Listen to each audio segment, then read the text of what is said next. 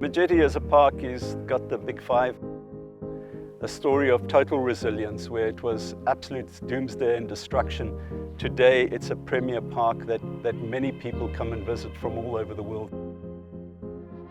It's got beautiful landscape.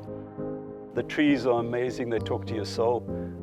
It's got the Shire River, 13 kilometers of river frontage.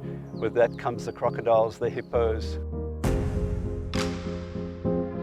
Well, sustainable tourism would be if we get to a point where we can cover our operational overheads.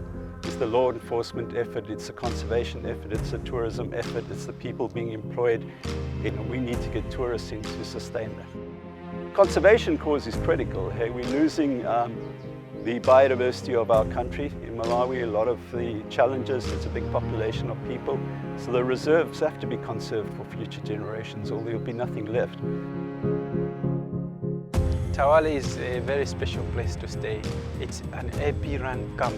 So being an AP-run camp means 100% of what is generated at Thawale gets used for conservation. One of the special things about Thawale is that it's located right in the middle of the reserve with a waterhole and a natural swimming pool.